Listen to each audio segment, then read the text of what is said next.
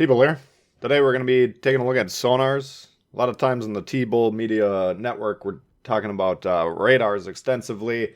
Very powerful tools, especially at higher tiers. Destroyers get wiped out by radar cruisers. Alright, so we preach identifying them, learning which cruisers have the radars, staying away from them as destroyers, and targeting them as cruisers and battleships. Okay, the destroyers there to score the pieces for you.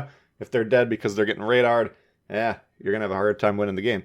Sonars we don't talk about as much because the range is shorter, but destroyers players need to understand where these longer range sonars reside. Most of them are on the German ships, some battleships like Bismarck, higher tier ones, if they have a sonar, they're usually pretty dang good.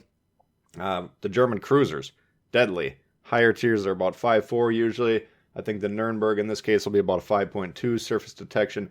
And even the German destroyers kind of in the 4.4, 4.5 range. Of course, you got ships like Friesland, Loyang as well that have good sonar. So you got to kind of learn all that stuff as a destroyer player. What's the difference? Well, the radar, longer range, shorter duration, right? As a destroyer player, especially if you got access to some cover, well, you get radared. Hopefully you can get away. Hopefully you can stay alive, ride it out from the 30 seconds is usually the average for the radar. Some of them last a little bit longer, some a little bit shorter. But it's a little bit easier to hang on, right? If you can survive the attack, okay, maybe you can turn it around.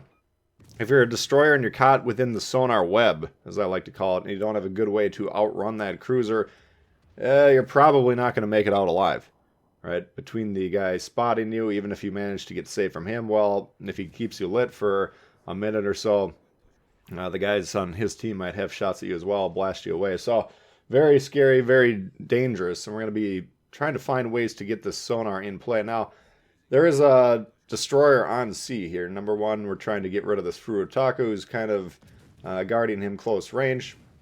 And we know he might even be the one responsible for capping the base. We don't know for sure there's a destroyer at this point in time, but there's a pretty good chance. And we'll find out when this Furutaku goes down.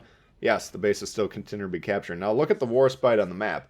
He's playing behind the island, and he's doing what battleships should usually do, which is try and limit the fight to a 1v1 as best as possible, right? He could pull forward and kill me very quickly. And there's a Gnievi. We're not currently spotting him with a sonar. He just peeked out of the smoke.